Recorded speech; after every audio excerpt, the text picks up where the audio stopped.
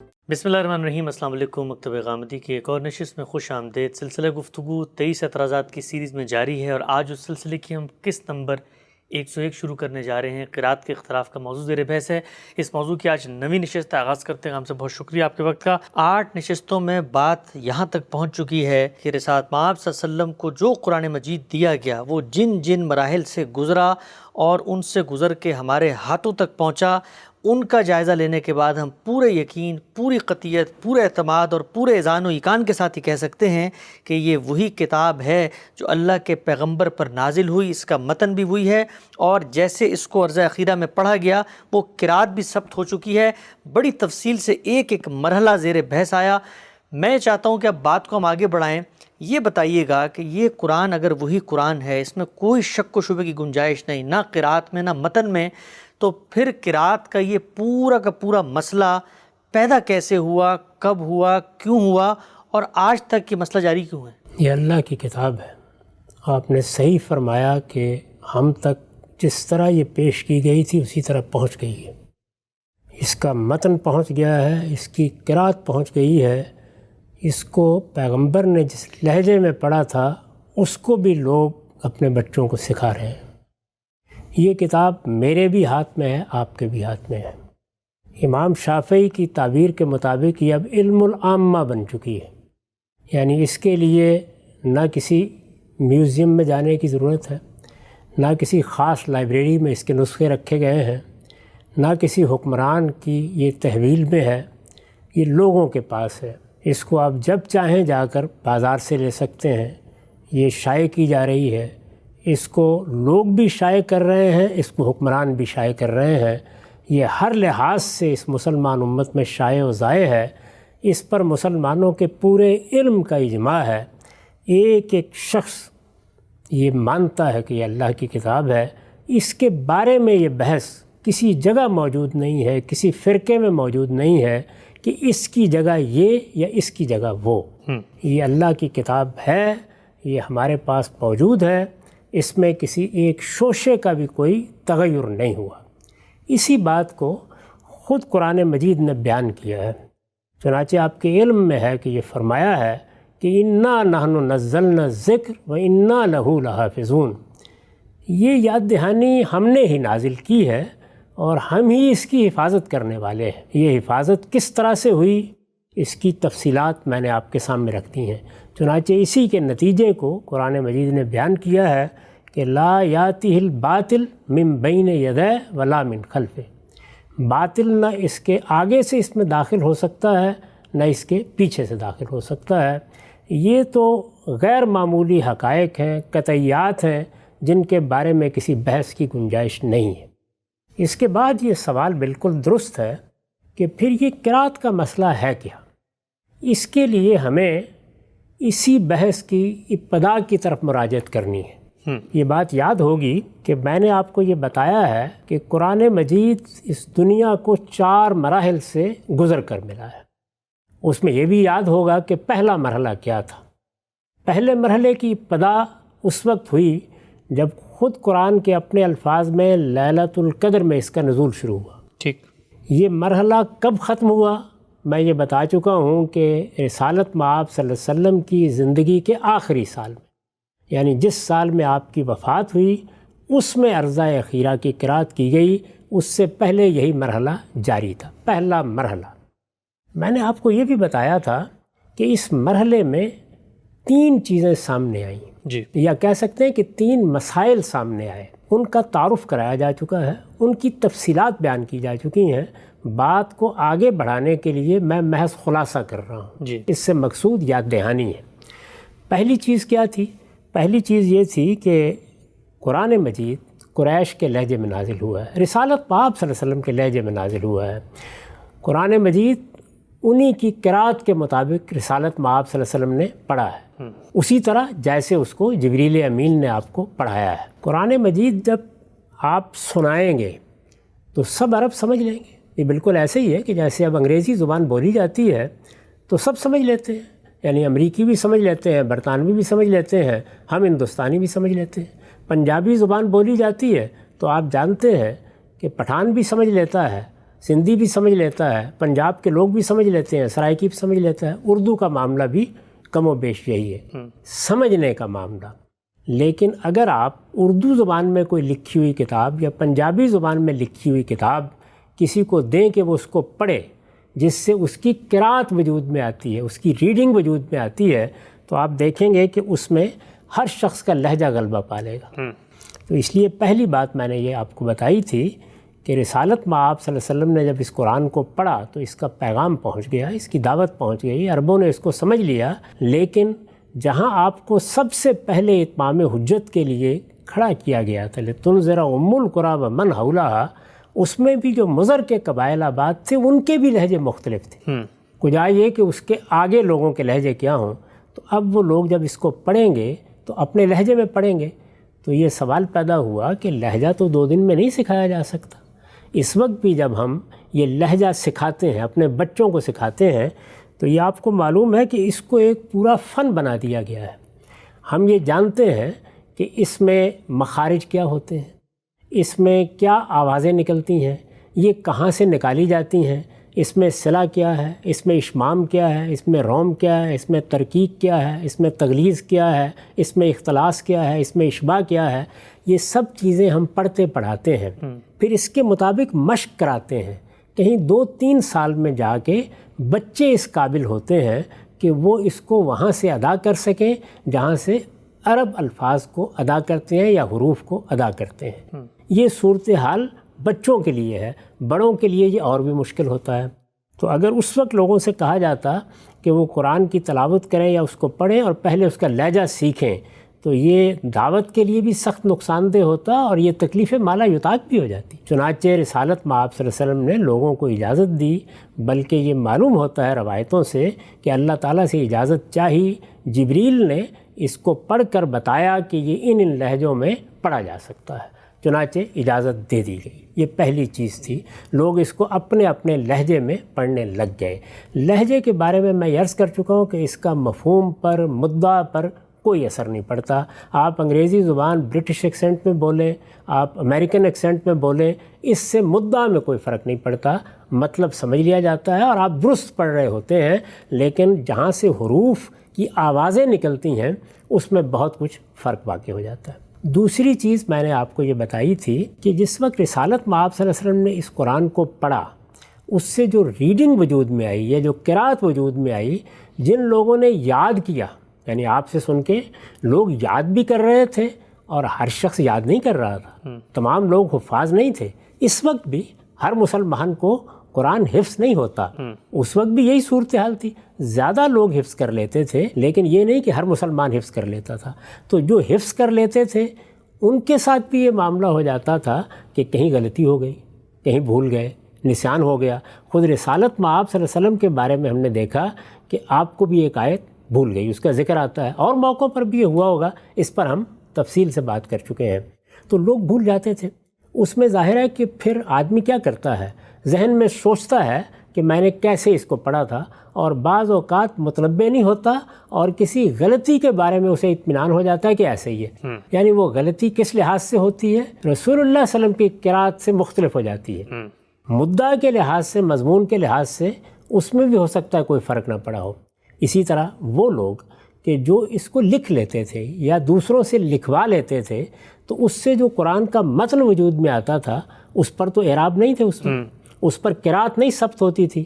اس کو جب آپ پڑھتے تھے تو پھر قاری کی قرأت وجود میں آ جاتی تھی۔ یعنی ایک رسالت مآب صلی اللہ علیہ وسلم کی قرأت تھی، وہ تو حفظ کرنے والے ہی کہ ہاں منتقل ہوگی، لیکن اس شخص کے ہاں تو وہ منتقل نہیں ہوئی، یہ اپنے طور پر پڑھ رہا ہے۔ تو قاری کی قرأت، جس طرح کہ ہم دنیا بھر کی کتابیں پڑھتے ہیں تو اس میں ہماری قرأت وجود میں آ جاتی ہے۔ میں جب عربی زبان کی کوئی کتاب اٹھا کے پڑھتا ہوں تو یہ میری قرأت ہے، آپ پڑھتے ہیں تو آپ کی قرأت ہے، اور اس میں ظاہر ہے قرأت کس طرح ہوتی ہے، زبان کے فہم سے ہوتی ہے۔ یعنی الفاظ کے در و بست کو ہم دیکھتے ہیں اور پھر جو ہمارا زبان کا فہم ہے اس کی روشنی میں وہ عبارت پڑھ لیتے ہیں۔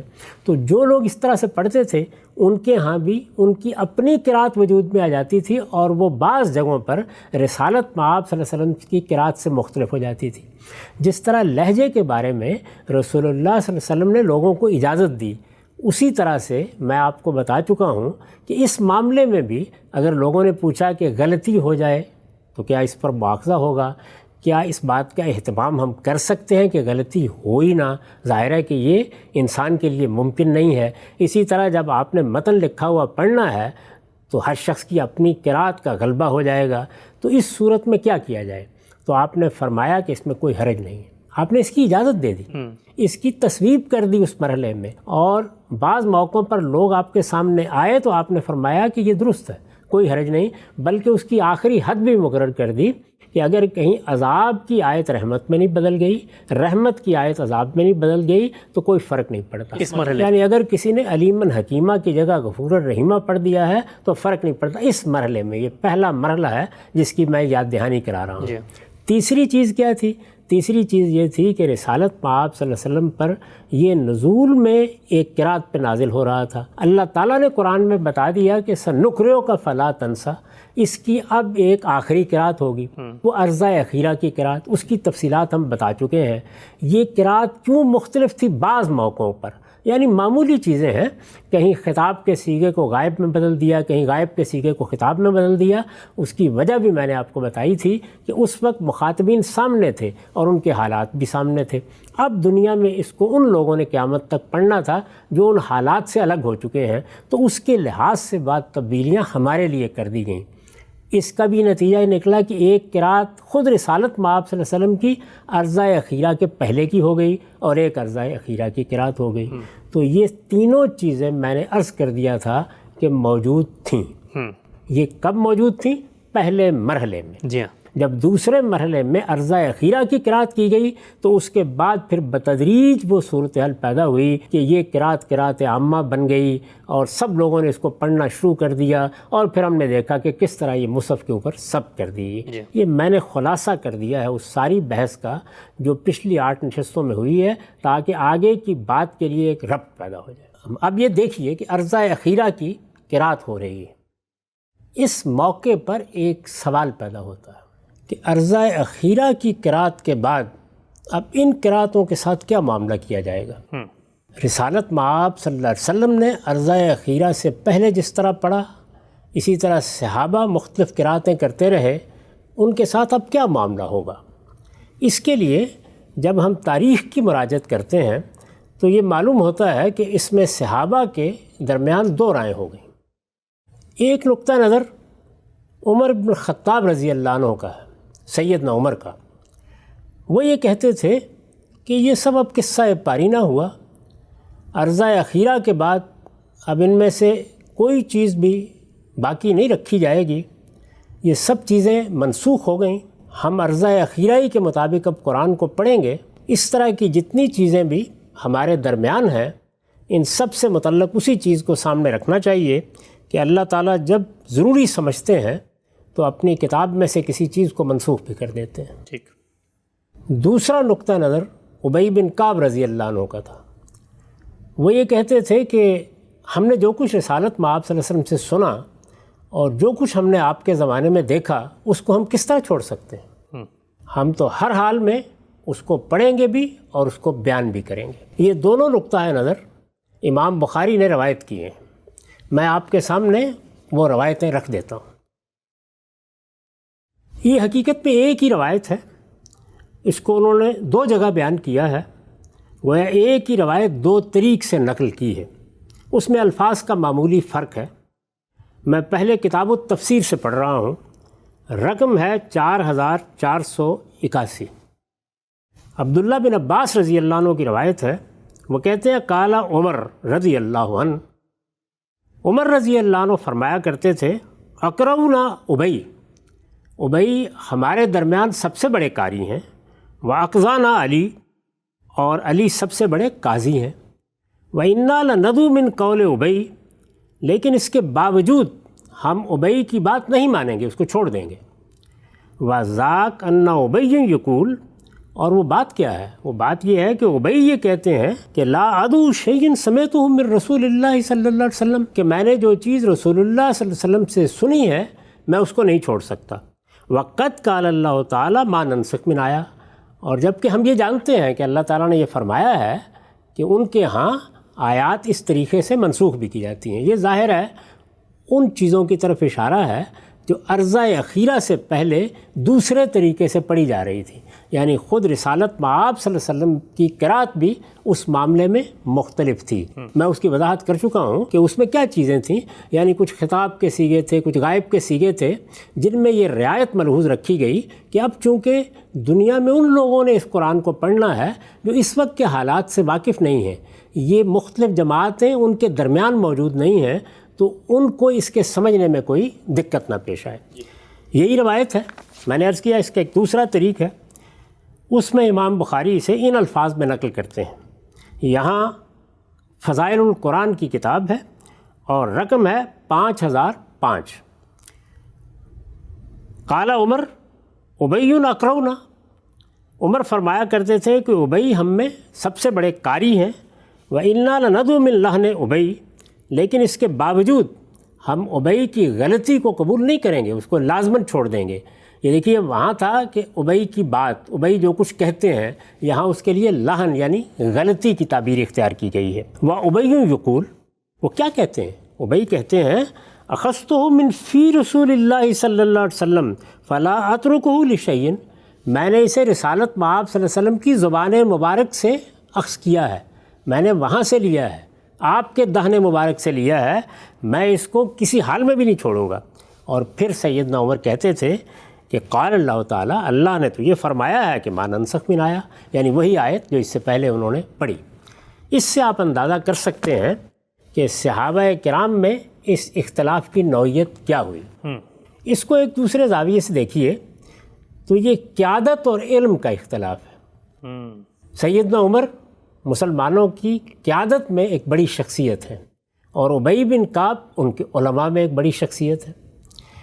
قیادت جب بھی کسی چیز کو دیکھے گی تو اس میں سیاسی، سماجی، قومی اور ملی مسائل پیش نظر ہوں گے۔ چنانچہ وہاں یہ دیکھا جائے گا کہ اگر ہم کوئی کام کرتے ہیں، علمی لحاظ سے اس کی اہمیت ہو سکتی ہے، لیکن اس کے اثرات کیا ہوں گے۔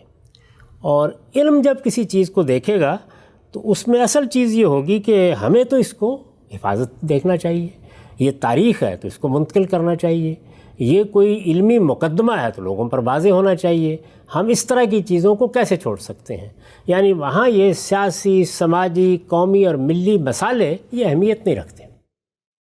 اس سے ہم اندازہ کر سکتے ہیں کہ جو اختلاف ان دو بزرگوں کے درمیان میں ہوا، یہی باقی صحابہ کے ہاں بھی اسی تقسیم کا باعث بنا ہوگا۔ یعنی ان کے قائدین نے وہ رویہ اختیار کیا ہوگا جو یہاں عمر ابن الخطاب نے بیان فرمایا، اور ان کے علماء نے اس چیز کو پسند کیا ہوگا جو ابی بن کعب کہہ رہے ہیں۔ یہ انسانی نفسیات کے بالکل مطابق ہے۔ یعنی اس وقت بھی اگر آپ کسی معاشرے یا کسی سوسائٹی کا جائزہ لیں تو آپ کو اس میں یہ دونوں رویے مل جائیں گے۔ قیادت اور طریقے سے معاملات کو دیکھتی ہے اور علم اس سے ذرا مختلف طریقے سے معاملات کو دیکھتا ہے۔ چنانچہ آپ تاریخ کا مطالعہ کریں، جس طرح کہ اس کے بہت سے پہلوؤں کو ہم بیان کر چکے ہیں، تو یہ اثرات بھی اسی نوعیت کے ہوئے۔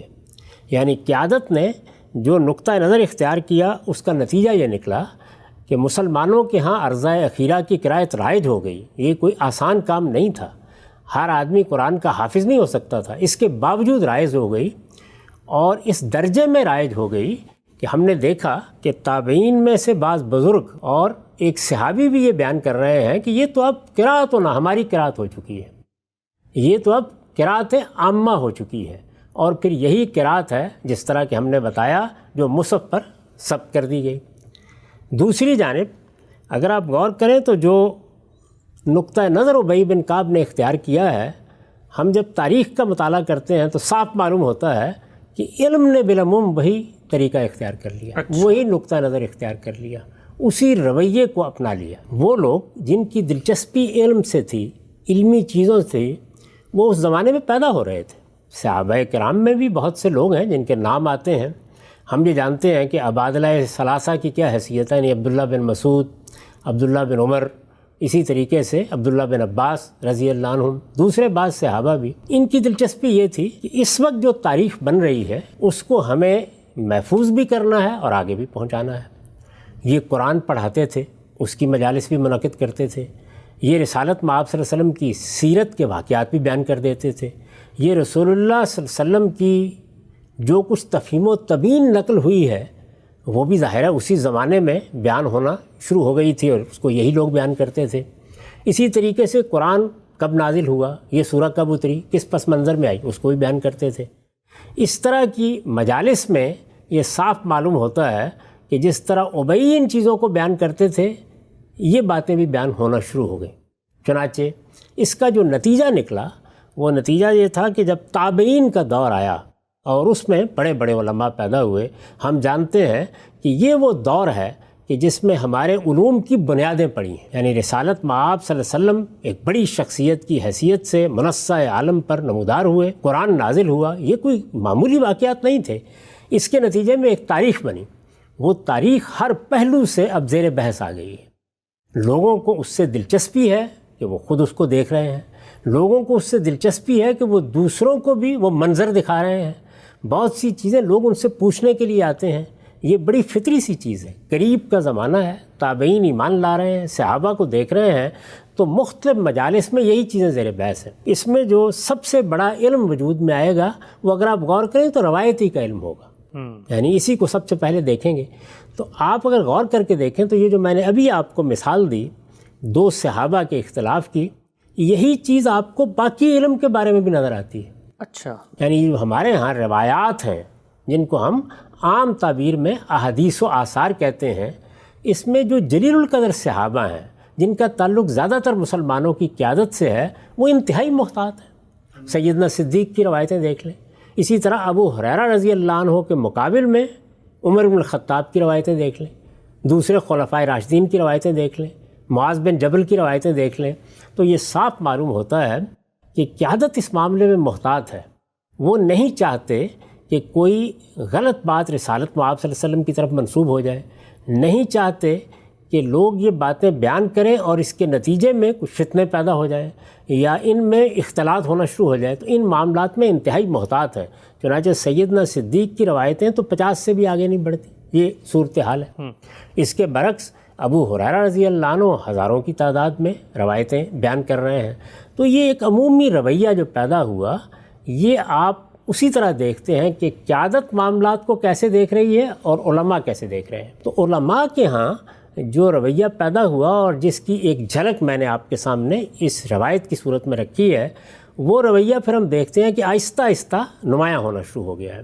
چنانچہ بہت بڑی تعداد میں یہی زمانہ ہے کہ جس میں لوگوں نے سب روایتیں بیان کی ہیں، یعنی رسالت مآب صلی اللہ علیہ وسلم کی تفہیم و تبیین کی روایتیں، اسوہ حسنہ کی روایتیں، تاریخ کی روایتیں، مغازی کی روایتیں، سیرت کی روایتیں، ابتداء میں کیا واقعات پیش آئے، شان نزول کی روایتیں، یہ سب اسی دور میں بیان ہونا شروع ہو گئی ہیں۔ اور یہی وہ دور ہے کہ جس میں علوم کی گویا بنیادیں پڑ رہی ہیں۔ اس میں جن لوگوں نے آگے بڑھ کر علوم کے حلقے قائم کیے ہیں، اس میں بعض لوگ اس پہلو سے بھی نمایاں ہوئے اور بہت غیر معمولی طریقے سے نمایاں ہوئے کہ وہ قرأتیں بیان کر رہے ہیں، یعنی یہی قرأتیں جو رسالت مآب صلی اللہ علیہ وسلم کی نسبت سے عرضہ اخیرہ سے پہلے بیان ہو رہی تھیں اور جو صحابہ کی قرأتیں ہیں۔ تو میں آپ کے سامنے ان کی ایک فہرست رکھتا ہوں، اس سے آپ کو اندازہ ہوگا کہ کتنے بڑے لوگ اس تابعین کے دور میں پیدا ہو گئے ہیں اور وہ یہ ساری چیزیں اب بیان کر رہے ہیں۔ یہ الجامع الکامل فی الحدیث الصحیح شامل ہے۔ اس میں اعظمی لکھتے ہیں وَمِنَ الْقُرَاء الَّذِينَ تَدُورُ عَلَيْهِمُ الْقِرَاءَۃُ، وہ قاری حضرات جن پر قرأتوں کا مدار ہے۔ وَمِنَ الْقُرَّاء الَّذِينَ تَدُورُ عَلَيْهِمُ الْقِرَاءَۃُ بَعْدَ الصَّحَابَہ بِالْمَدِینَہ، صحابہ کے بعد وہ لوگ جو مدار بنے، جن پر انحصار ہوا، جو محور بن گئے ان سب چیزوں کا، یہ جو قرأتیں ہیں۔ یہ مدینہ میں کون تھے؟ وہ کہتے ہیں کہ سعید بن مسیب تھے، معاذ بن حارث تھے، ابن شہاب زہری تھے۔ مکے میں کون تھے؟ عطا تھے، طاؤس تھے، اکرمہ تھے۔ کوفے میں کون تھے؟ علقمہ تھے، شعبی تھے، سعید بن جبیر تھے۔ بصرہ میں حسن بصری تھے، ابن سیرین تھے، قتادہ تھے۔ شام میں مغیرہ بن ابی شہاب المخزومی تھے۔ تو ایک پوری فہرست انہوں نے دے دی ہے کہ یہ وہ لوگ تھے کہ جو اب صحابہ سے جو کچھ انہوں نے حاصل کیا، یعنی جب صحابہ کے ہاں یہ قرأتیں بیان ہوئیں اور ان لوگوں نے صحابہ سے قرآن سیکھا، دوسری روایتیں اخذ کیں، تو یہ قرأتیں بھی انہوں نے اخذ کیں، اور یہی لوگ ہیں کہ جن سے پھر بعد کے لوگ یہ قرأتیں روایت کرتے رہے ہیں۔ تو اس سے اندازہ کر سکتے ہیں کہ جو موقف ابی بن کعب رضی اللہ عنہ نے اختیار کیا، وہی موقف گویا تابعین کے جلیل القدر علماء کا بھی ہو گیا۔ میرے علم میں نہیں ہے کہ اس سے علمی لحاظ سے پھر کسی نے اختلاف کیا ہو۔ ہمارے سامنے یہ سوال تھا، یہ قرأت کا مسئلہ کیا ہے؟ یعنی جب ہم نے یہ بیان کیا کہ قرآن مجید اس طرح نازل ہوا، ان مراحل سے گزرا، اس طرح اس کی قرأت ثبت ہو گئی، اور اب ہمارے سامنے وہی مصحف ہے جس میں ہم قرآن مجید کو پڑھتے ہیں، اس پر وہ قرأت ثبت ہے جو عرضہ اخیرہ کی قرأت ہے، تو پھر یہ اختلاف قرأت کیا چیز ہے؟ اس سوال کا ہم جواب دے رہے تھے۔ یہ میں نے آپ کے سامنے اس کی تفصیل رکھ دی، یعنی مسئلہ اس طرح سے پیدا ہوا، اس طرح سے آگے بڑھا، اس طریقے سے وہ ہماری علمی مجالس کا موضوع بنا، اس طریقے سے لوگوں نے اس کو آگے منتقل کرنا شروع کیا۔ ہم سب بہت ہی غیر معمولی انداز میں یہ پرابلم پیدا کیسے ہوا قرأت کے اختلاف کا، اس کو آپ نے واضح کیا کہ پہلے مرحلے کے اندر جو لہجوں کے اختلاف کو روا رکھا گیا، جو کچھ صحو و نسیان کے باب میں رسالت مآب صلی اللہ علیہ وسلم کی ہدایت تھی، اور پھر پہلی پیشکش کے اندر جو کچھ تھا اس کے علم کی تاریخ کو صحابہ کرام میں سے ایک گروہ نے آگے منتقل کرنے کا فیصلہ کیا، اور یہ نقطہ بھی آپ نے واضح کیا صحابہ کرام کے مابین یہ جو دو رویے ہمیں نظر آتے ہیں، ایک علماء کا رویہ اور ایک قیادت کا رویہ، اور اس رویے کے پس منظر میں بھی جو نفسیاتی عوامل ہیں، علمی عوامل ہیں، اس کو بھی آپ نے پیش کیا۔ اس کے بعد یہ پورا کا پورا قرأت کا اختلاف، علم کیسے بنا، آگے کیسے بڑھا، اور پھر مسلمانوں کے علم نے اس کے بارے میں رویہ کیا اختیار کیا، یہ سب کچھ زیر بحث لائیں گے۔ لیکن یہاں پر میں چاہتا ہوں گفتگو کا خاتمہ کروں اسی نقطے پر کہ لوگ اس بات کو جان لیں کہ یہ اختلاف شروع کیسے ہوا۔ آگے بڑھائیں گے اس گفتگو کا، وقت یہاں پہ ختم ہوتا ہے، دوبارہ حاضر خدمت ہوں گے، اب تک آپ کا بہت شکریہ۔